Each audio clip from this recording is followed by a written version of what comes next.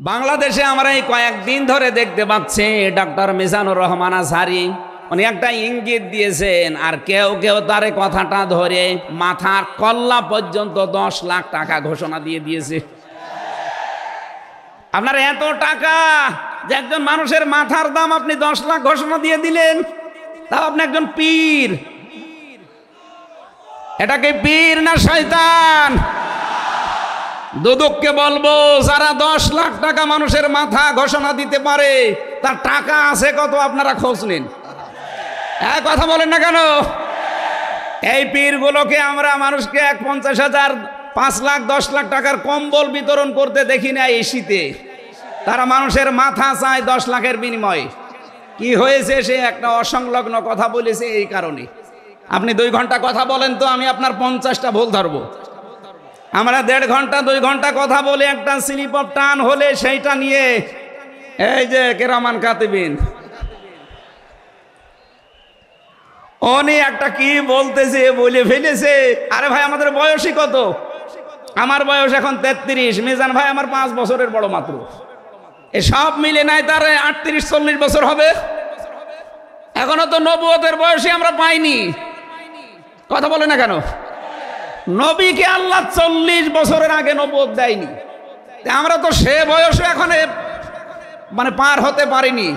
2-1টা কথা এদিকে ওদিকে হলে আপনারা মাথা 10 লাখ টাকা। মাথা কি এত ফ্রি? বলেন। কেউ কেউ অলরেডি আবার বলেছে এরা ধর্ম ব্যবসায়ী। এই কথা যেই লোকটা জানিয়েছে মিজানুর রহমান আজহারির নাম নিয়ে যে এটা ধর্ম ব্যবসায়ী, আপনার ঈমান চলে গেছে। কারণ মিজানুর রহমান আজহারির নামের আগে একজন আলেম লেখা আছে, আল উলামা ওয়ারাসাতুল আম্বিয়া, আলেমরা নবীর ওয়ারিস। এক কথা বলেন না কেন? অনেক বড় দায়িত্ব তার মাথার উপরে। নবী যে জানিয়েছেন আনা খাবাল খাতামান নাবিয়্যিন লা নাবিয়্যা বাদি, আমি শেষ নবী, আমার পরে কোনো নবী নেই। এ কথার ভেতর একটা ইঙ্গিত আছে, নবী শেষ, তারপরে নবী নেই। অথচ আদম নবী থেকে শুরু করে হযরত ঈসা নবী পর্যন্ত আমরা দেখেছি এক নবী শেষ হওয়ার পরে আর এক নবীর উপরে এ দায়িত্ব এসে পড়তো। উম্মতের দায়িত্ব ভার নবীরা নিত, কিন্তু এখন তো নবী নেই। যেহেতু ওনার ঘোষণা আমার পরে আর কোনো নবী নেই, আমি শেষ নবী, এই হিসাবে নবীজি জানিয়েছেন আল উলামা ওয়ারাসাতুল আম্বিয়া, আমি থাকবো না কিন্তু আলেম থাকবে, এরাই আমার ওয়ারিস, এরাই আমার স্থলাভিষিক্ত। নবীর উপরে কথা বললে যেমন আমল আখলাক আল্লাহ নষ্ট করে দেয়, আলেমদের বিরুদ্ধে আলেমদের উপরে কারো যদি কথা যায় তার পেছনের আল্লাহ সব নষ্ট করে দেবে। অহম লা ইয়াশউরুন, কখন যে নষ্ট হয়ে যাবে আপনি টেরও পাবেন না। এই জন্যে সীমা লঙ্ঘন করা যাবে না কথা এবং আচরণে আপনারা সাবধান থাকবেন। যারা এই সীমা লঙ্ঘনগুলো করছেন, কাদের ইঙ্গিতে করছেন আমরা কিন্তু জানি। মাঝে মাঝে দাদারা এসে আপনাদের কান পড়া দিয়ে যায় আর আপনারা তখন উল্টা পাল্টা কথা বলতে থাকেন। কেউ না জানলে দেশের আলেমরা কিন্তু আগেই টের পায়, কারণ এরা তাহাজ্জুদের নামাজের সেজদায় আমার আল্লাহর সাথে কথা বলে। কথা বলেন না কেন?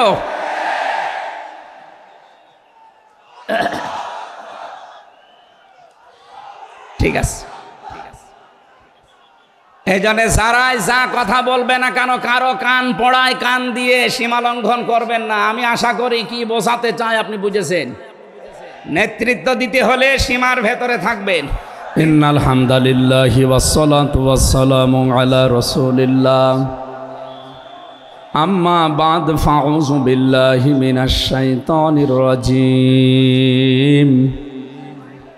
বিসমিল্লাহির রহমানির রহিম।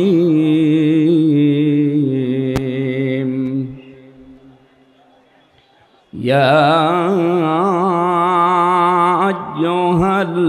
আইয়ুহাল্লাযীনা আমানু দুখুলু ফিস-সিলমি কাফা ওয়ালা তাত্তাবিউ খুতুওয়াতিশ শাইতান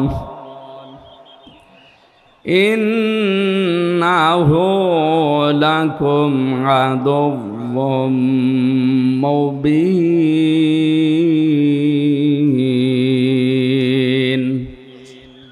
صدقت يا ربنا عن أبي سعيد الخدري رضي الله تعالى عنه قال قال النبي صلى الله عليه وسلم أنا خاتم النبيين لا نبي بعدي إلى آخر الحديث رواه ابن ماجه وقال تعالى في شان رسوله وما زادهم إلا إيمانا وتسليما اللهم صل على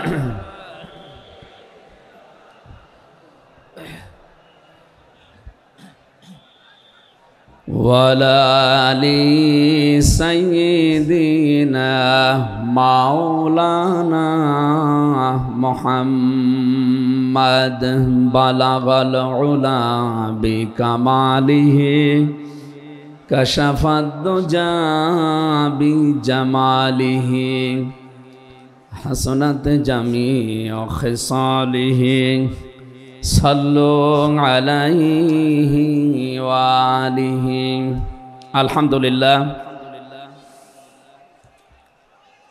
আঞ্জুমানে খেদমতে কোরআন সিলেট 3 দিন ব্যাপী ঐতিহাসিক তাফসিরুল কোরআন মাহফিল এমসি কলেজ ময়দানে সমাপনী রজনীর স্বনামধন্য সভাপতি এ মাহফিলে তাফসির পেশ করবেন আন্তর্জাতিক খ্যাতিসম্পন্ন মুফাসসিরে কোরআন হাজার হাজার আলেমের উস্তাদ শায়েখ সৈয়দ কামাল উদ্দিন জাফরি আতালাল্লাহু উমরাহু ওয়া বারাকাল্লাহু ফি হায়াতি সকলে বলেন আমিন। এখানে তাফসির পেশ করবেন মুফাসসিরে কোরআন আল্লামা ইসহাক আল মাদানী, তাফসির পেশ করবেন বিশ্বনন্দিত মুফাসসিরে কোরআন বাংলাদেশের কৃতি সন্তান শ্রদ্ধাভাজন বড় ভাই ডক্টর মিজানুর রহমান আজহারি দামাদ বারকাতুহুমুল আলিয়া। এ মঞ্চে বসা আছেন যারা সকল আম্বিয়াদের রুহানি সন্তান সম্মানিত ওলামা একরাম, সামনে বসা মুসলমান ভাইরা, পর্দার আড়ালের সম্মানিতা মা এবং বোনেরা, প্রশাসনের ভাইরা, গোয়েন্দা বিভাগের দায়িত্বে যারা আছেন, বিশেষ করে এ মাহফিলের বরেণ্য সদস্য যারা, স্বেচ্ছাসেবকবৃন্দ, দল মত জাতি বর্ণ ধর্ম নির্বিশেষে কোরআনে কারিমের এই অনুষ্ঠান শুধু মুসলমানদের জন্য না, হাদা বায়ানুল লিন্নাস হুদাল লিন্নাস, মানুষ পদবাচ্যে যারা বিবেচিত সবার জন্য আজকের এই অনুষ্ঠান। যদিও মুসলমানেরা এটা সাজিয়েছে, সিলেট সহ আশপাশের 8-10টা জেলা থেকে আমরা জানি এখানে মানুষ এসেছে কোরআন শোনার জন্য। সুতরাং বাংলাদেশের ঐতিহ্যবাহী এলাকা হযরত শাহজালাল রহমতুল্লাহ আলাইহির পুণ্যভূমি সিলেট, কোরআন যারা আমরা শুনতে এসেছি মানুষ হিসাবে, আল্লাহ রাব্বুল আলামিন কোরআনে কারিমের তেলাওয়াতকৃত আয়াত থেকে দুনিয়া এবং আখিরাতে উপকার হয় এমন কিছু নিয়ে যাওয়ার তৌফিক আমাদেরকে যেন দান করেন, আমিন। যারা এখানে এসেছি মানুষ, কোরআনে কারিমের মূল প্রতিপাদ্য বিষয় হচ্ছে মানুষ। আমরা সে মানুষ নিয়েই কথা বলবো ইনশাআল্লাহ। যদিও 15.5 বছরে আমাদেরকে জীবিত মানুষদের কোরআন শোনানো থেকে বিরত রেখেছিল ফ্যাসিস্টরা। আমি শ্রদ্ধার সাথে স্মরণ করছি ঐতিহাসিক এই ময়দানে বিশ্বনন্দিত মুফাসসিরে কোরআন শহীদ আল্লামা দিলওয়ার হোসাইন সাইদি রহমতুল্লাহ আলাইহি, আমি তার সাথে জেলখানায় দীর্ঘদিন 3টা বছর পাশাপাশি ছিলাম। তার অনেক স্নেহ ভালোবাসা আদর মহব্বত আমি পেয়েছি। বিশেষ করে পাশাপাশি জেলে থাকার কারণে অনেক কিছু তার থেকে আমি নিতে পেরেছি। আল্লাহ যেন ওগুলো আমার প্র্যাকটিক্যাল লাইফে সেট করার তৌফিক দান করেন। যেহেতু তাকে হত্যা করা হয়েছে, এই জন্য নির্দ্বিধায় বলতে পারে তিনি শহীদ। যদিও অনেকে দেশে স্বীকৃতি দিতে চান না যে উনি না শহীদ হয়নি। আপনাকে কি আবার শহীদ হয়ে আবার মৃত্যুবরণ করে দেখানো লাগবে যে আমি শহীদ হলাম? শহীদ এই শব্দটা কত দামি আপনি জানেন? কোরআনে কারিমে রব্বুল আলামিন বলেন, ওয়ালা তাকুলু লিমান ইয়ুকতালু ফি সাবিলিল্লাহি আমওয়াত বাল আহইয়াউ ওয়ালাকিন লা তাশউরুন। সূরা বাকারা 2 নম্বর পারা 2 নম্বর পৃষ্ঠার 12 নম্বর লাইনে আছে এটা। আল্লাহ বলেন, মুখ দিয়ে বলবা না যারা আমি আল্লাহর জন্য শহীদ হয়েছে তাদের মরে গেছে, মৃত্যুবরণ করেছে, তারা মৃত, এ কথা বলবা না। বরং তারা জীবিত, কিন্তু তোমরা টের পাও না।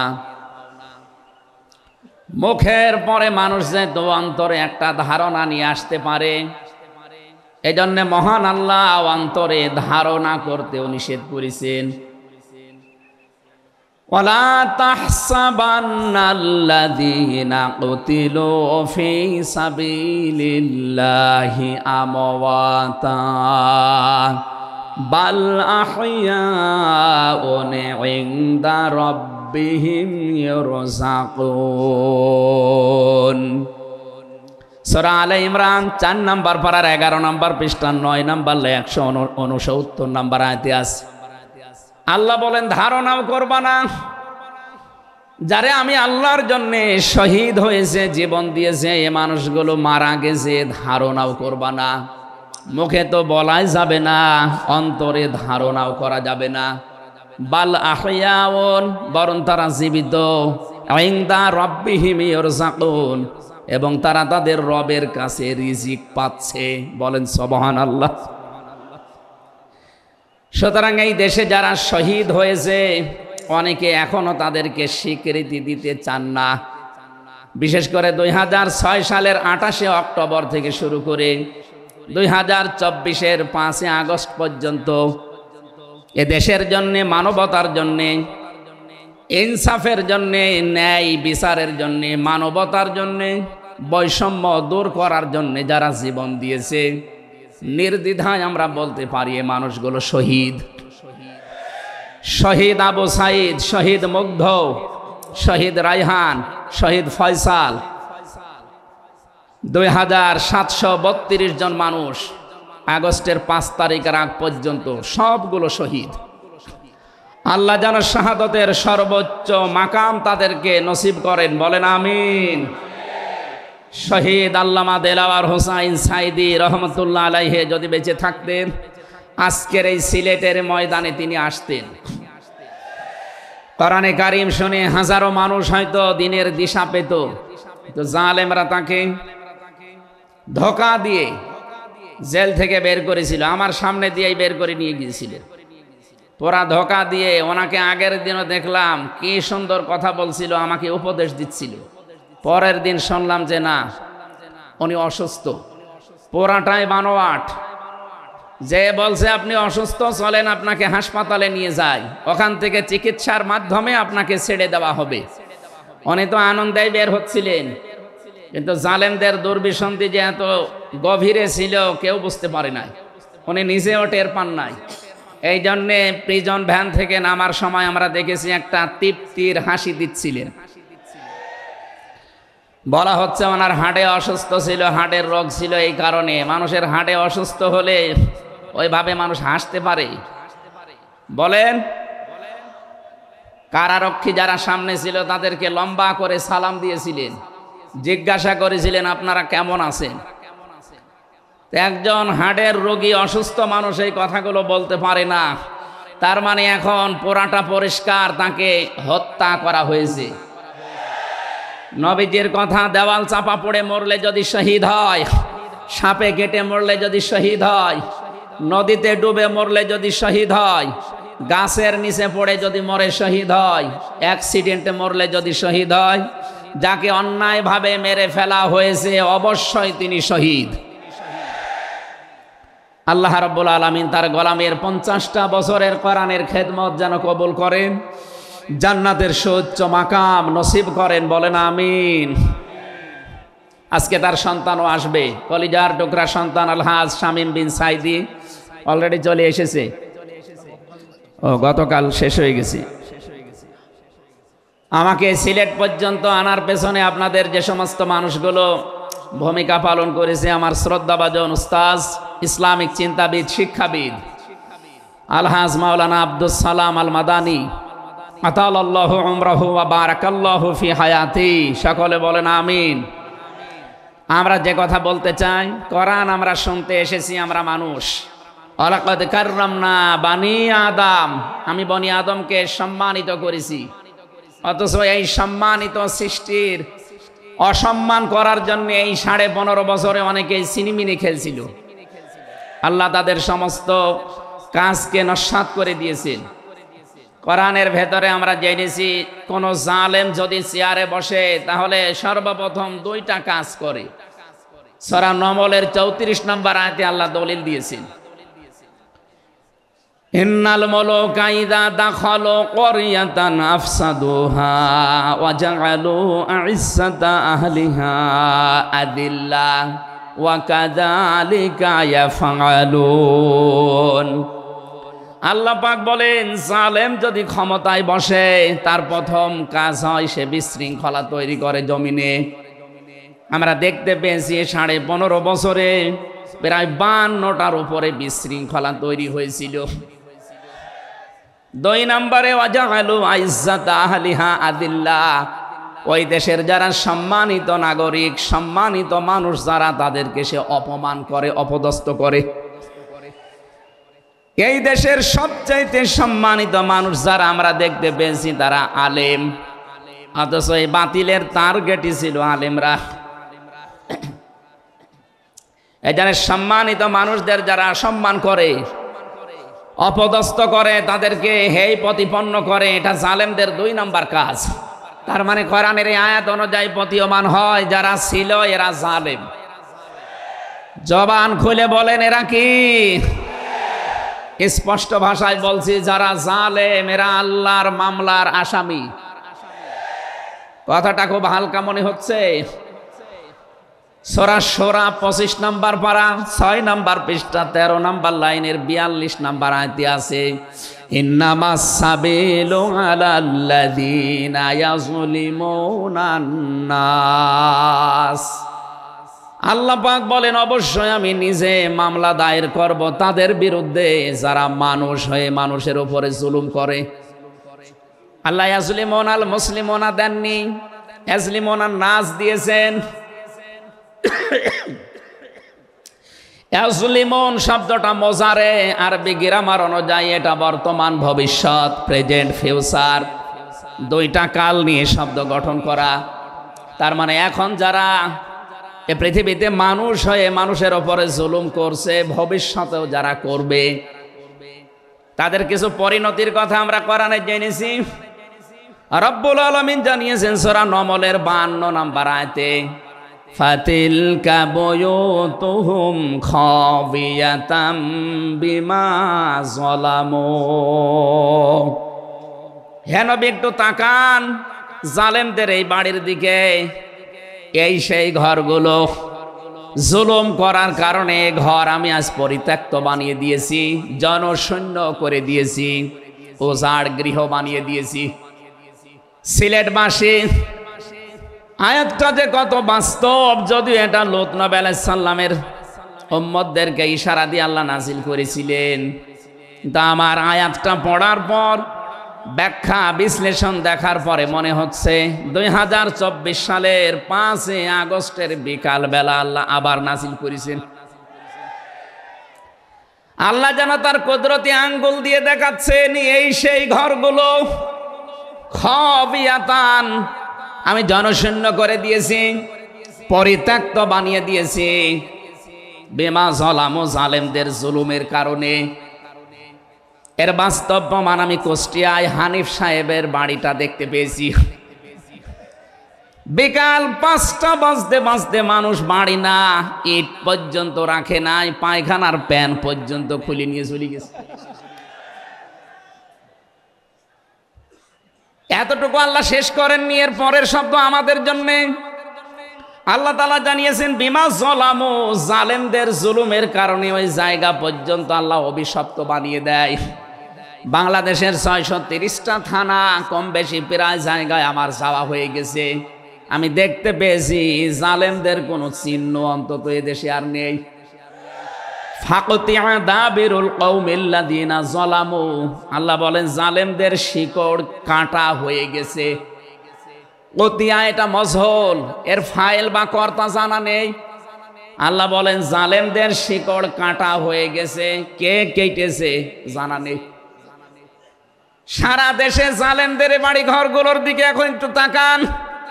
আমি তো যেই কয়টার দিকে তাকালাম দেখি মানুষ 8-9 জন 10 জন করে যায়, কেউ এদিকে কেউ এদিকে কেউ এদিকে, সব মনে হচ্ছে জামাতবদ্ধ টয়লেট চলছে। আল্লাহ জালেমদের বাড়ি পর্যন্ত অভিশপ্ত এমনি করে নাই, আমাদেরকে শিক্ষা দিতে চেয়েছেন এটা। এদের এত বড় শিকড় যদি সমূলে আমি উপড়িয়ে ফেলতে পারি, ইন্না ফি যালিকা লাআয়াতাল লিকাউমিন ইয়ালামুন। এখানে লামে তাকিদ আছে, এখানে কত আলেম বসে আছে, শব্দ শুরুই করেছেন আল্লাহ ইন্না দিয়ে, মাঝখানে লামে তাকিদ দিয়েছেন। আল্লাহ পাক বলেন অবশ্যই এর ভেতরে শিক্ষা আছে। কাদের জন্যে? যারা জ্ঞানী সম্প্রদায়। সুতরাং এটা যেহেতু রেকর্ড হয়, সারা বাংলাদেশে কালকে ছড়াবে। সবাইকে উদ্দেশ্য করে বলছি, জালেমদের এত বড় শিকড় যদি আল্লাহ কেটে ফেলতে পারে, আগামীতে যারা চেয়ারে বসবেন ক্ষমতায়, তারা খুব চিন্তা ভাবনা নিয়ে রাষ্ট্র চালাবেন, আপনার দ্বারা যেন জনগণের উপরে জুলুম হয়ে না যায়।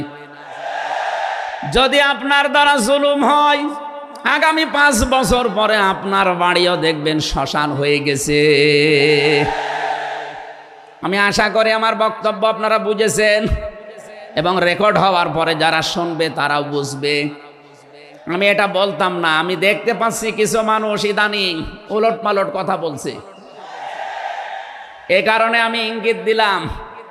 এখনই যদি আপনি এরকম কিছু বলেন, কিছুদিন পরে বলতে পারেন না। গতকালকে এক নেতা এইটা জানিয়েছে যে 15 বছর তো কোরআনের অনুষ্ঠানে অনুমতি লাগতো, আমরা যদি আসতে পারি অনুমতি দেব না। তা আপনি এ কথা বলবেন আমরা জানি, তা কিছুদিন পরে বলতে পারলেন না, আগেই বলে দিলে মানুষ তো সব চিনি ফেলবে।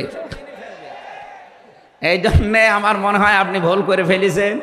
আপনি আস্তাগফিরুল্লাহ বা তওবা করে নেবেন, থুক্কু এরকম কিছু দিয়ে অন্তত ফিরে আসবেন যে না, এটা এখন আমি বলবো না, কিছুদিন পরে বলবো। মানুষকে আল্লাহ সম্মান দিয়েছেন, সেই মানুষের উপরে যারা জুলুম করে তারা আল্লাহর কেসের আসামি। পুলিশের কাজে বাধা দেন, পুলিশ বাদী মামলা হবে। আর যারা মানুষ হয়ে মানুষের উপরে জুলুম করে তারা আল্লাহবাদী মামলার আসামি।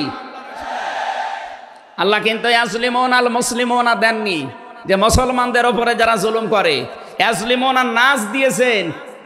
বলেন তো হিন্দু কি মানুষ না? আরো আসতে বলেন।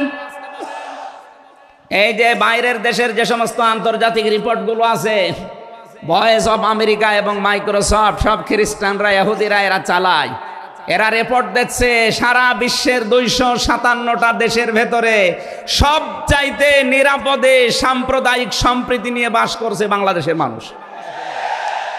অথচ এই 54 বছর মিথ্যাচার করে বিশ্বের মোড়লদের কাছে আমাদেরকে অনেকেই কালার করার চেষ্টা করেছে। তারা এতদিন মানুষকে শুনিয়েছে বাংলাদেশে সংখ্যালঘু নির্যাতন হয়, এটা তাহা মিথ্যা কথা। যারা এটা ছড়িয়েছেন সারা বিশ্ব তাদেরকে এখন ধিক্কার দিচ্ছে, ঘৃণা জানাচ্ছে। তারা বলছে এই বাংলাদেশ নিয়ে যারা মিথ্যাচার করছে ওদের জন্মটাই মিথ্যার উপরে। আপনি মাইক্রোসফট দেখেন, তারা রিপোর্ট দিয়েছে সারা বিশ্বের সবচাইতে বেশি মিথ্যা তথ্য ছড়ানো হয় ভারতে। আমি নাম নিতে চাইছিলাম না, বেরিয়ে গেছে। ওদের নাম আমার নিতে মনে বলে না। আমি ঘৃণা করি ওদের উগ্রপন্থী কিছু মানুষকে। হিন্দু ভাইরা আমাদের শত্রু না, কিছু উগ্র আছে যারা জঙ্গি, ওরা এই নামটা মুসলমানদেরকে দিয়েছে, অথচ সবচাইতে বড় জঙ্গি এই উগ্র হিন্দুরা। এদের কারণে আজ হিন্দু সমাজেরও বদনাম হয়ে যাচ্ছে। পরিষ্কার কথা শোনেন বাংলার মানুষেরা, একটা মুসলমানকে যদি আঘাত করেন একটা গোনা হবে, কোন অমুসলিমের গায়ে হিন্দুর গায়ে যদি আঘাত করেন ডবল গোনা হবে। একটা জুলুমের গোনা আর একটা আমানতের খেয়ানত করার গোনা। তারা আমাদের কাছে আমানত না, কথা বলেন না কেন? অথচ 15.5 বছরে আমরা আমানতের অনেক খেয়ানত করে ফেলেছি। আগামীতে এই খেয়ানত হবে না ইনশাআল্লাহ। বিশ্ব ইসলামী আন্দোলনের সর্বজন শ্রদ্ধাভাজন নেতৃত্বে যিনি আছেন, আপনাদের সিলেট বিভাগের কৃতি সন্তান, উনি অলরেডি জানিয়ে দিয়েছেন এদেশে যদি ইসলাম আসে সবচাইতে বেশি নিরাপদে থাকবে অমুসলিমরা। এই জন্য গাইবান্ধায় দেখলাম একটা অনুষ্ঠানে, তার আগে একজন হিন্দু পুরোহিত ঠাকুর বক্তব্য দিচ্ছিল যে এই দেশে আগস্টের 5 তারিখের পর থেকে সবচাইতে বেশি নিরাপদে আছি আমরা অন্য ধর্মের লোকেরা। আমরা একথা বিশ্বাস করি, যদি দেশে ইসলাম আসে সবচাইতে বেশি নিরাপদে থাকতে পারবো আমরা। এই জন্য তারাও মনে প্রাণে ইসলাম এদেশে কায়েম হোক এটা চাচ্ছে, বলেন আলহামদুলিল্লাহ। এই জন্য হিন্দুরা আমাদের শত্রু না। আল্লাহ বলেন যারা মানুষ হয়ে মানুষের উপরে জুলুম করে, অত্যাচার করে, এরা আমি আল্লাহর মামলার আসামি। যারা বিশ্বজিৎকে হত্যা করেছেন তিনি আমার সাথে জেলখানায় 3 বছর ছিল, সে ফাঁসির মামলার আসামি। এখন 30 বছর তারা জেল খাটা লাগবে, যাবজ্জীবন জেল হয়ে গেছে। শাওন ছেলেটার নাম, বাড়ি খুলনা, আমাকে মাঝে মাঝে এই তালিকা করার জন্য আসতো, আমাদের রাইটার ছিল। এসে আবার কাছে কান্নাকাটি করে বলতো, হামজা ভাই জীবনে যা ভুল করেছি। এই বিশ্বজিৎ ছেলেটা বারবার আমাকে বলছিল যে কিসের জামাত ইসলাম, কিসের শিবির, ভাই আমি তো মুসলমানই না। আপনার যদি বিশ্বাস না হয় তো আমি কাপড় চোপড় খুলি, তারপরও আমরা তারে মানি নাই। কপের পরে কপ দিয়ে জায়গায় শেষ করে দিয়েছি। এখন এই যে আমার মা বাবা আমার আর পরিচয় দেয় না, এমনকি আমার যাদের কথা মতো এই কাজ করেছিলাম তারাও আর কোনো খোঁজ খবর নেয় না। 30টা বছর এখন আমার জীবন থেকে নষ্ট হয়ে যাচ্ছে। উনি আমাকে জানিয়েছিলেন, এই জন্যে আমি বললাম। উনি বলেছে আপনি বাইরে যদি যেতে পারেন জনগণকে সতর্ক করবেন, কেউ যেন কারো উস্কানিতে পা দিয়ে অন্তত জীবনটা নষ্ট করে ফেলে না ফেলে। এই জন্য এই মেসেজটা পৌঁছালাম। অনেকে উস্কানি কিন্তু দিচ্ছে। আগস্টের 5 তারিখের পর থেকে উস্কানি আরম্ভ হয়েছে বাংলাদেশকে বিশৃঙ্খল করার জন্য বিভিন্ন কায়দায়। একটাও হালে পানি নেয়নি, এখন আবার অন্য একটা নতুন ফর্মুলা আরম্ভ করেছে, এটাও হালে পানি নেবে না ইনশাআল্লাহ। সুতরাং যারা পালিয়ে গেছে তাদের উস্কানিতে পা দিয়ে যদি এই দেশে কেউ বিশৃঙ্খল পরিবেশ তৈরি করতে চান, একটু গোপালগঞ্জের দিকে আপনি মাঝে মাঝে তাকাবেন। পেছনে কিভাবে লাল করে দিয়েছে প্রশাসন দেখেননি? ওই সময় সন্তান গোপালগঞ্জ থেকে ঢাকায় আসলে, বসে আসলে 300 টাকা, দাঁড়িয়ে আসলে 1000 টাকা। কি অবস্থা করেছিল, এটা দেখেও আপনার শিক্ষা হয় না। এই জন্য আমি সতর্ক করছি, আগামী থেকে আমরা যেন কারো উস্কানিতে পা দিয়ে বিশৃঙ্খল পরিবেশ তৈরি করে দেশটা অন্তত 9 রাজ্যের স্বর্গরাজ্য আমরা তৈরি করে না ফেলি। আল্লাহ যেন আমাদেরকে তৌফিক দেন কথা মেনে নেওয়ার, বলেন আমিন। তাহলে যারা মানুষ হয়ে মানুষের উপরে জুলুম করেছে তারা মামলার আসামি কার? আরো জোরে বলেন কার? বৈষম্য বিরোধী ছাত্র আন্দোলনে যারা 9টা দফা দিয়েছিল, আমি কোরআনে কারিমের সাথে প্রায় 6টা দফা পেয়েছি। সূরা নমলের নাহাল, সূরা নাহালের 90 নম্বর আয়াতে 6টা আছে, আর বাকি জায়গা থেকে তারা আরো 3টা নিয়েছিল। তারা প্রথম যেটা নিয়েছে ওই ওয়ান জাস্টিস, আমরা ন্যায় বিচার কায়েম করতে চাই, এটা আল্লাহ 1500 বছর আগে জানিয়েছেন। সুবহানাল্লাহ বলতে পারেন নাই? আমরাও তো চাই এদেশে ন্যায় বিচার কায়েম হোক, কথা বলেন ঠিক কিনা? আর কোরআনে কারিম ছাড়া ন্যায় বিচার কায়েম করা সম্ভব না। আমান আমিলা বিহি ওজেরা আমান হাকামা বিহি আদালা, যদি কেউ আমল করে কোরআনের তাকে আল্লাহ পুরস্কার দেবে, কেউ যদি এই কোরআনের ন্যায় কোরআনে কারিম কায়েম করতে পারে তাহলে সে ন্যায় বিচার কায়েম করতে পারবে। সুতরাং এদেশে যারা শহীদ হয়ে গেলেন জীবন দিয়ে, তাদের যে উদ্দেশ্য, এ উদ্দেশ্য যেন সামনে সফল হয়, আমরা সবাই সেই চেষ্টায় থাকবো ইনশাআল্লাহ। সতর্ক করছি এ কারণে 1628 জন মানুষ দায়িত্বে ছিলেন বাংলাদেশে, ডাইরেক্ট ইনডাইরেক্ট মিলে। এরা আমরা যতদূর দেখতে পেয়েছি, আমার জেল জীবনের 3টা বছর ফাঁসির কন্ডেম সেলের ভেতরে আমি দেখেছি বাস্তবতা। এই 1628 জন কম বেশি এরা জুলুমের সাথে জড়িত। কেউ সরাসরি জালেম, কেউ জালেমের দোসর। কথা বলেন, জালেমরা টার্গেট কার? আরো জোরে। এজন্য আপনারা আল্লাহর মামলার আসামি। বাদী যত বড় হয় মামলা তত কঠিন হয়। আমাদের মামলা, আলেমদের মামলার বাদী সব ছিল সরকার, এই জন্য আলেমদের কোনো জামিন নেই। আমার মামলা 30 বারের উপরে উঠেছে, সিএমএম কোর্ট, জজ কোর্ট, হাইকোর্ট মিলে। জামিন হবে না, কারণ আমার নামের আগে আলেম আছে। আমার নামের আগে যদি লয়দির কি গ থাকতো, আমি 3 বছর না 3 দিনও আমার জেলে থাকা লাগতো না। আমাকে ধরার পরে তারা অফার দিয়েছিল, যা যা বলতে বলি এইগুলো শুধু বলবেন, কালকে আপনাকে আমরা ছেড়ে দেব না। এত মিথ্যা কথা বলা আমার দ্বারা সম্ভব না। বলে তাহলে যান। এই যে দিয়ে দিল, ন্যায় বিচার কায়েম হচ্ছে দেশে, এই কথা তারা মানুষকে শোনাতো। পুরাটাই চলেছে 15.5 বছরে, পুরা অবিচার আর অন্যায়। এই জন্য যারা আল্লাহর মামলার আসামি, আপনি ভাবতে পারেন বিষয়টা কত বড় বিষয়। আল্লাহ নিজে মামলার বাদী, নিজে বিচারপতি, নিজে রায় দেবেন। এই জন্য জালেমদের একুলো শেষ, অকুলো শেষ। মানুষ হিসাবে আমরা মানুষকে সামনে সম্মান দিয়ে চলবো ইনশাআল্লাহ। দরুদ আর সালাম পড়ছি আমাদের নবী, মানবতার মহান শিক্ষক মুহাম্মদুর রাসূলুল্লাহ সাল্লাল্লাহু আলাইহি ওয়াসাল্লামের প্রতি। বিশ্ব নবীকে আল্লাহ পড়া কোরআন শরীফে, এই যে কোরআনের যে আয়াত পড়লাম আমরা, সূরা বাকারার 208 নম্বর আয়াত আমরা তেলাওয়াত করেছি। এ কোরআনে কারিম পড়তে হলে প্রতিটি অক্ষর, 29টা অক্ষর আমরা আছে জানি আরবি, প্রতিটি অক্ষর দিয়ে নবীজিকে আল্লাহ ডাক দিয়েছেন একটা সুন্দর এবং উত্তম নাম নিয়ে। বিশ্ব নবীকে আল্লাহ আলিফ দিয়ে জানিয়েছেন আহমদ, তিনি প্রশংসিত। বা দিয়ে আল্লাহ জানিয়েছেন আমার নবী বাশির, তিনি সুসংবাদদাতা। তা দিয়ে আল্লাহ জানিয়েছেন আমার নবী মুত্তাকি, তিনি পরহেজগার। সা দিয়ে আল্লাহ পাক জানিয়েছেন আমার নবী মুদ্দাসসির, তিনি কম্বলওয়ালা। জিম দিয়ে আল্লাহ জানিয়েছেন আমার নবী জামিল, সুন্দর। হা দিয়ে আল্লাহ জানিয়েছেন আমার নবী হামিম, অন্তরঙ্গ বন্ধু।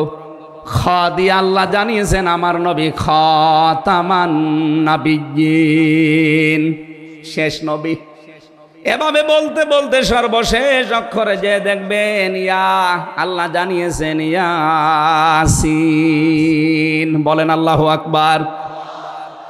তাফসিরে কাবীর আল্লামা ফখরুদ্দীন রাজি রহমতুল্লাহ আলাইহি এই সিন শব্দের তিনি 5টা ব্যাখ্যা দিয়েছেন। তিনি লিখেছেন সিন মানে সাজ্জিদুল আলামিন, সিন মানে সাজ্জিদুল বাশার, সিন মানে সাজ্জিদুল কাউনাইন, সিন মানে সাজ্জিদুল আম্বিয়া, সিন মানে সাজ্জিদুল মুরসালিন। এক একটা শব্দের ভেতরে হাজার হাজার কথা তিনি দিয়েছেন। আমি একটা বলছি, সিন মানে সাজ্জিদুল আলামিন। শুধু আলম না, আলামিন বহু বচন। এই পৃথিবীতে 257টা রাষ্ট্র আছে। যত জগৎ আল্লাহ বানিয়েছেন, আপনি যে জগতেই বাস করেন না কেন, মুহাম্মদুর রাসূলুল্লাহকে আপনাকে নেতা মানা লাগবে, আদর্শ মানা লাগবে।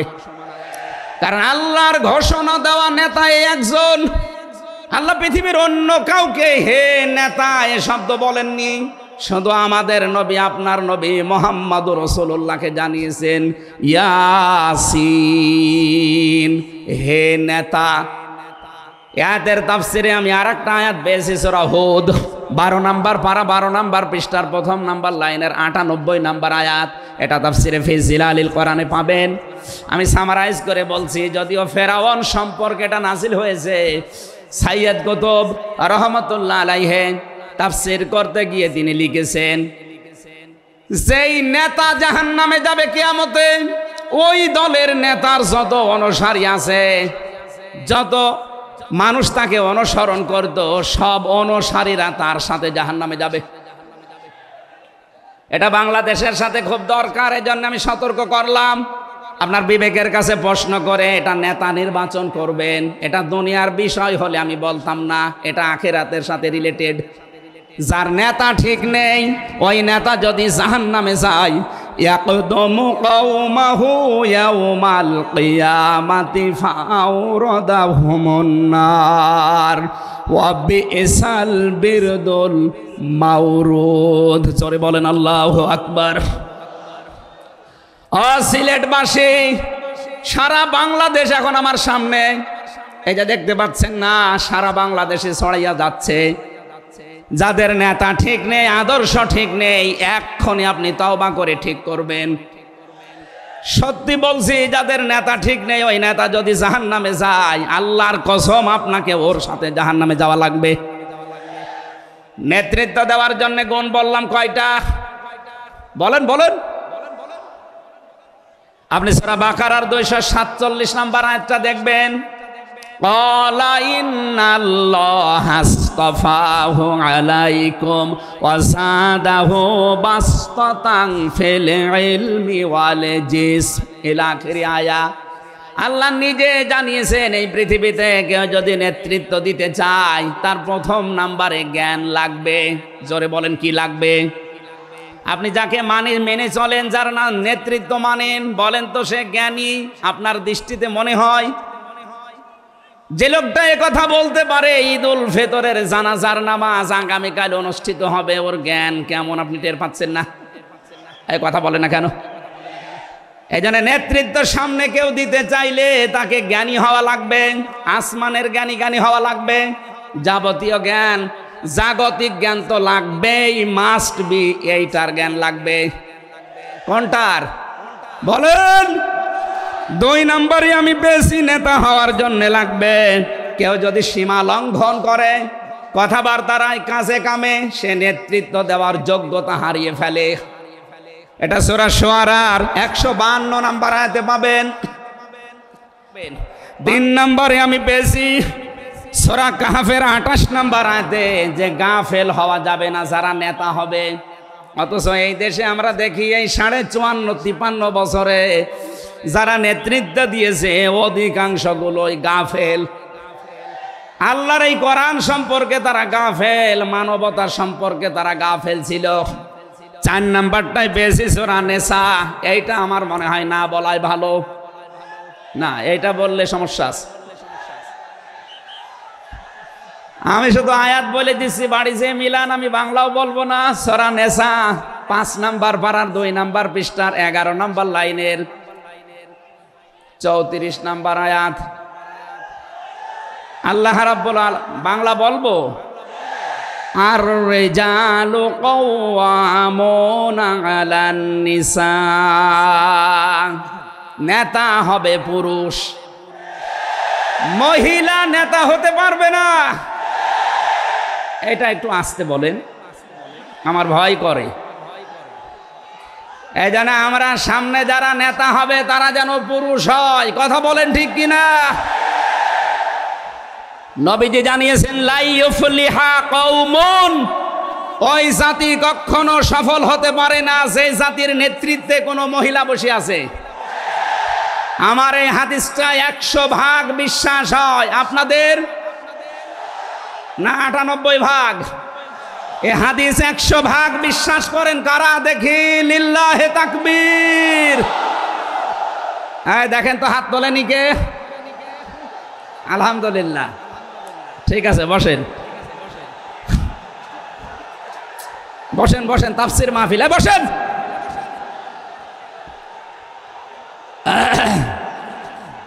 এটা যদি আমরা মেনে নিতে না পারি, এই 54 বছরে আমরা যেখানে ছিলাম আরো পেছিয়ে যাওয়া লাগবে।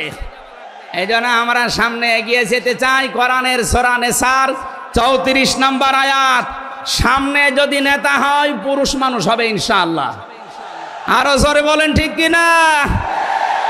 5 নাম্বার পেয়েছি সূরা বাকারা 124 নম্বর আয়াত, কোন জালেম নেতা হতে পারবে না। আমাদের জাতির পিতা হযরত ইব্রাহিম আলাইহিস সালামকে দিয়ে আল্লাহ উদাহরণ দিয়েছেন। আপনি সূরা বাকারার 124 নম্বর আয়াতটা পড়ে নেবেন। সুতরাং যারা জালেম হবেন সামনে তাদের নেতৃত্বে আসার দরকার নেই, আপনি ভিক্ষা করে খান। এক কথা বলেন না কেন? আমরা অনেককেই দেখতে পাচ্ছি এই যে দ্বিতীয় স্বাধীনতার পর থেকে অনেকেই জুলুম আরম্ভ করেছেন। আপনারা থামবেন। আমরা সবাই মাজলুম এই দেশে, শুধু ওই 14 দল বাদ দিয়ে। সুতরাং আমরা এই মাজলুমগুলো যেন আবার জালেম হয়ে না যায়, তাহলে নেতৃত্ব দেওয়ার যোগ্যতা আমরা হারিয়ে ফেলবো। আল্লাহ যেন আমাদেরকে বাঁচান, বলেন আমিন। সূরা বাকারা আয়াত নাম্বার 208। আমরা একটা মাত্র আয়াত থেকে আজকে তাফসীর করার জন্য বসছি। আমার নির্ধারিত সময় পর্যন্ত যাব।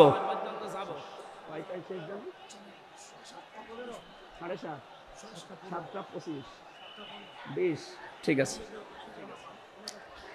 জবান খুলে দিয়ে আগে পড়ে না, আউযু বিল্লাহি মিনাশ শাইতানির রাজিম, বিসমিল্লাহির রহমানির রহিম, ইয়া আইয়ুহাল্লাযীনা আমানু দুখুলু ফিস সিলমি কাফা। এ পর্যন্ত থাক। যেহেতু ডক্টর মিজানুর রহমান আজহারি আর 20-25 মিনিট পরে চলে আসবে, এই জন্য আমরা এ পর্যন্ত থাক। 3 ভাগের 1 ভাগ আমরা পড়লাম। সূরা বাকারা আল্লাহ তাআলা ডাক দিয়েছেন ইমানদারকে। কাকে বলেন তো? আমরা ইমানদার না বেঈমান? ঈমান আনার আগে একটা কাজ করা লাগে। আল্লাহর ঘোষণা, ফামাই ইয়াকফুর বিত-তাগুত ওয়া ইউমিন বিল্লাহ। কেউ যদি ঈমান আনতে চায় তার প্রথম কাজ হবে সে যেন তাগুত ছেড়ে দেয়। এদিকে কি মানুষের চাপে, মানুষের চাপে এগুলো হচ্ছে নাকি? আপনারা একটু ধৈর্য ধরেন। আসলে এনাদের তো আর জায়গা নেই, আর কোথায় পাবে জায়গা? এখানে শুনলাম আসার আগে 8 থেকে 10 লাখ মানুষের ওনারা ব্যবস্থা করেছে। এরপরও বাইরে যে অবস্থা দেখলাম, কমপক্ষে 15 থেকে 16 লাখ মানুষ আজকে এই সিলেটের ময়দানে এসেছে কোরআন শোনার জন্য। আলহামদুলিল্লাহ। সম্মানিত ভাইরা, আমরা যেটা বলতে চাচ্ছি, ঈমান আনার আগে আল্লাহর নির্দেশ যে তাগুত ছেড়ে দাও, তাহলে ফাকাদ ইসতামসাকা বিল উরওয়াতিল ওয়াসকা, এমন একটা মজবুত রশি ধারণ করতে পারবা, লাং ফিসামা লাহা, যা ছিঁড়ে যাবে না। এ বাংলাদেশ সহ বিশ্বে আমরা যারা ঈমানের দাবি করি, অনেকে তাগুত ছেড়ে না দিয়ে ঈমান এনেছি। এজন্য বিপদ আসলে ঈমান আর টেকে না। পক্ষান্তরে যারা তাগুত ছেড়ে দিয়ে ঈমানের দাবি করতে পেরেছে, এই মানুষগুলোর ঈমানের যত পরীক্ষা হয় তাদের ঈমান তত মজবুত হয়। শহীদ আল্লামা দেলাওয়ার হোসেন সাঈদী তার 1 নম্বরে প্রমাণ। কথা বলেন না কেন? 13টা বছর জীবনে একটা ঘরে কাটিয়েছে, তারপরও তিনি মাথা নত করেন নাই। কারণ তাগুত ছেড়ে দিয়ে ঈমান এনেছিলেন। তাগুত ছেড়ে না দিয়ে যদি ঈমান আনতেন তিনি টিকে থাকতে পারতেন না। আমি বহু মানুষ জেলে দেখেছি, বহু আলেমকে দেখেছি, তারা টিকে থাকতে পারে না, আল্লাহকে পর্যন্ত দোষারোপ করে। ডক্টর শফিকুল ইসলাম মাসুদ দেলাওয়ার হোসেন শিবিরের সাবেক সভাপতি, নাম নিয়ে বলছি এই কারণে, এই মানুষগুলো ঈমান এনেছিল তাগুত ছেড়ে দিয়ে। দেলাওয়ার ভাইকে তার গরম করে লজ্জাস্থানে ঢুকিয়েছে, পুরুষাঙ্গ নষ্ট করে দিয়েছে। 57 দিন লোকটা রিমান্ডে ছিল, তারপরও টলাতে পারে না জালেমরা। কিন্তু যারা ঈমান এনেছে তাগুতের সাথে মিল মহাব্বত রেখে, আপনি তাকান, আগস্টের 5 তারিখের পরে তারা অনেকেই বেঈমান হয়ে গেছে। জাতীয় মসজিদের সাবেক ইমাম, কথা বলে না কেন? 5 তারিখের পরে পালিয়েছে, পৃথিবীর ইতিহাস পাল্টিয়ে দিয়েছে। জাতীয় মসজিদের ইমাম পালিয়ে যায়, এটা একটা লজ্জা না? এমপিরা নাই পালিয়ে গেল, তা আপনি কেন পালাবেন? কিছুদিন পরে জোর করে এসেছিল ইমামতি আবার করব, জনগণ জুতা দিয়ে পিটিয়েছে। পরের দিন স্ট্যাটাস দিয়েছে, জনগণ জুতা দিয়ে পিটিয়েছে, তাই কি আমার গায়ে লাগেনি। মানুষ কত নিচে নামতে পারে। তার বাবা তো একজন ভালো মানুষ ছিল, একজন আলেম ছিল, কি এসেছে আল্লাহ জানে। একটা জালেমাকে সে নাম দিয়েছে কওমি জননী। এই নামটা যেই দিন দেয় সেদিন জেলখানায় ওনার নামে বদদোয়া হয়েছে। মাওলানা মামুনুল হক সহ যত আলেম ছিল আমরা এক জায়গায়, ওনারা বলছিল যে করলো কি হেফাজত ইসলামের 13 সালে এতগুলো মানুষ হত্যাকারী যার হাতে রক্ত লেগে আছে, আর সেই লোকটাকে নাম দিয়ে দিল কওমি জননী। আমাদের মাথা কাটা গেল। এরকম হাজারো আলেম, হাজারো পীর, হাজারো মুসলমানের দেশে ঈমান রাখতে পারে নাই, কারণ তগুতের সাথে সম্পর্ক রেখে ঈমানের দাবি করত। আল্লাহ বলেন ঈমান আনতে হলে আগে তগুত ছেড়ে দাও, এরপরে ঈমানের দাবি করো। উদখুলু ফিস সিলমি কাফা, ঈমানদার যারা তারা প্রবেশ করো পুরোপুরি ভাবে ইসলামে। এখানে সিলমন বা সালমন, সিনের উপরে জবর দিলে হয় সালমন মানে শান্তি, সিনের নিচে জের দিলে হয় সিলমন মানে ইসলাম। আল্লাহ রাব্বুল আলামিন ঈমানদারকে ডাক দিয়ে জানিয়েছে তোমরা প্রবেশ করো। যেহেতু সিলমনটা আছে এই জন্য ইসলাম নেওয়া লাগবে। আমি যতগুলো তাফসীর বিশ্ববিদ্যালয়ে থাকাকালীন মিলিয়েছিলাম এই সিলমন দিয়ে। আমি ভার্সিটিতে থাকাকালীন প্রায় 42টার উপরে এক জায়গায় মিলিয়েছি, যে দেখি সবাই কি বলে। প্রত্যেক মুফাসসির এখানে শান্তি না, এখানে নিয়েছেন তারা ইসলাম অর্থে তোমরা পুরাপুরি ইসলামে প্রবেশ করো। এখন আমরা যদি প্রশ্ন করি পুরাপুরি ইসলামে প্রবেশ করার অর্থ কি, কোরআন শরীফ থেকে আমরা ব্যাখ্যা বিশ্লেষণ দিয়েছি যে 5টা বিষয় যখন দেখবেন আপনার ভেতরে আছে, তখন বুঝবেন আমি পুরাপুরি ইসলামে প্রবেশ করেছি। জোরে বলেন সুবহানাল্লাহ। আমি তাফসীর থেকে যে নোটগুলো নিয়ে এসেছি তার 1 নম্বরে আপনি যখন দেখবেন যে আপনি আত্মসমর্পণ করে ফেলেছেন, 2 নম্বরে আপনার ভেতরে ইখলাস তৈরি হয়েছে, 3 নম্বরে আপনার বিশুদ্ধ আকীদা তৈরি হয়ে গেছে, 4 নম্বরে আপনার চরিত্র উন্নত হয়েছে, 5 নম্বরে আপনার লেনদেনের স্বচ্ছতা এসেছে। এই 5টা কাজ যখন আপনি দেখবেন তখন মনে করবেন যে আমি ইসলামে পরিপূর্ণ প্রবেশ করেছি। এখন বলেন তো আপনার কি 5টা কাজ পরিপূর্ণ হচ্ছে? আত্মসমর্পণ 1 নম্বরে আপনাকে করা লাগবে আমার আল্লাহর সামনে। কার সামনে? এটা দেখিয়েছেন আমাদের জাতির পিতা হযরত ইব্রাহিম। ইয ক্বালা লাহু রাব্বুহু আসলিম ক্বালা আসলামতু লিরাব্বিল আলামিন। সূরা বাকারা 1 নম্বর পারা 19 নম্বর পৃষ্ঠা 7 নম্বর লাইনের 131 নম্বর আয়াতে আছে। এটা ইবনে কাসিরে পাবেন। আল্লাহ পাক বলেন আত্মসমর্পণ করো। উনি গাছের মাথায় বসে কোড়াল দিয়ে কাঠ কাটছিলেন, ডাক দিয়ে বলে মাবুদ এখানে বসে আত্মসমর্পণ করব কি করে? আল্লাহ পাক বলেন আত্মসমর্পণ এখানে খতনা করে আত্মসমর্পণ করো। গাছের মাথায় তিনি কোড়াল দিয়ে খাতনা করে বললেন আমি মহাবিশ্বের প্রতিপালকের কাছে আত্মসমর্পণ করলাম, স্যালেন্ডার করলাম। এতটুকু তিনি শেষ করেননি, তিনি ডাক দিয়েছিলেন ইন্তেকালের আগে তার সন্তানদেরকে, ওয়াসাসা বিহা ইব্রাহিম বানিহি ওয়া ইয়াকুব ইয়া বানিয়া ইন্নাল্লাহা আসতাফা লাকুমুদ্দিন ফালা তামুতুন্না ইল্লা ওয়া আনতুম মুসলিমুন। হযরত ইব্রাহিম আলাইহিস সালাম এবং ইয়াকুব এই 2 জন নবী ইন্তেকালের আগে তার সন্তানকে ডাক দেন, হে আমার কলিজার টুকরার সন্তানেরা, ইন্নাল্লাহা আসতাফা অবশ্যই আল্লাহ তোমাদের জন্য মনোনীত করেছেন লাকুমুদ্দিন একটা দিনকে, ফালা তামুতুন্না ইল্লা ওয়া আনতুম মুসলিমুন মৃত্যুবরণ করবা না যতক্ষণ মুসলমান হতে না পারো। এবার আসেন তো ইব্রাহিম আমাদের জাতির পিতা, হযরত ইয়াকুব আলাইহিস সালাম তাদের সন্তানদেরকে ইন্তেকালের আগে নসিহত করলেন যে তোমাদের জন্য আল্লাহ একটা দিন মনোনীত করেছেন।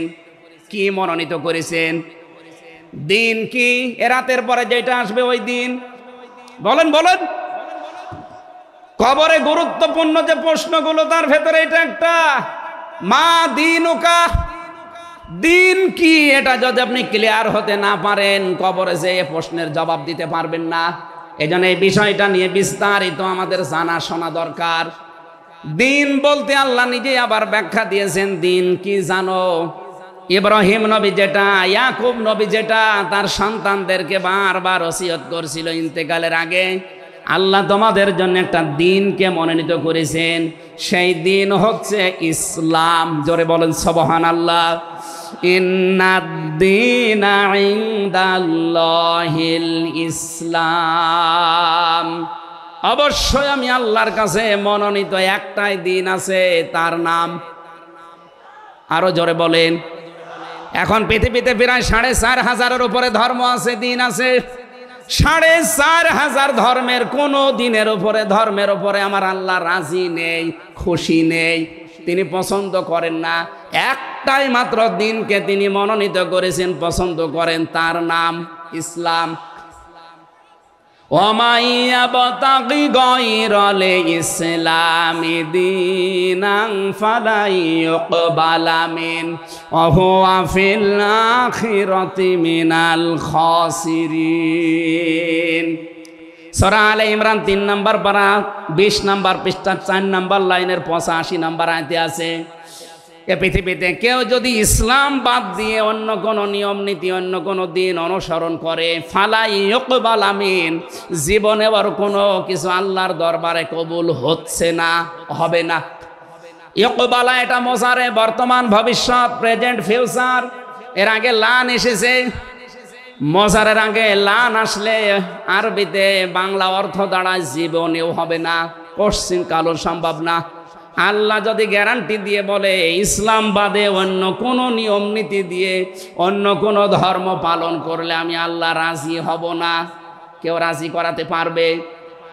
এতটুকু আল্লাহ শেষ করেননি, পরেরটা আরো কঠিন।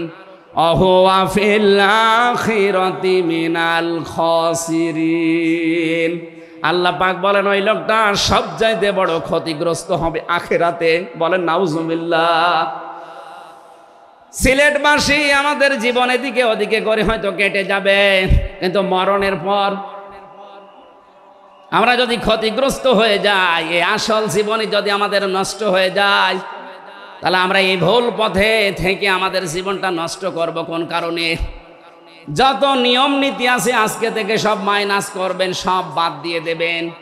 ইসলাম বাদ দিয়ে কোনো নিয়ম নীতি দিয়ে আল্লাহকে রাজি করানো যাবে? তাহলে ইসলাম বাদ দিয়ে বিয়ে শাদী হবে? বলেন বলেন। ইসলাম বাদ দিয়ে পরিবার নীতি হবে? ইসলাম বাদ দিয়ে রাজনীতি হবে? এটা হতে পারে। হ্যাঁ, কিছু মানুষ এখন কথায় আরম্ভ করেছে যে উঠলে আপনি রাজনীতির কথা বলেন। আরে ভাই, রাজনীতি যদি কোরআনে না থাকতো আমি ওই আয়াতটাই পড়তাম না। এর ভেতরে নামাজের কথা মাত্র 82 জায়গায় আছে। কয় জায়গায়? বলেন বলেন।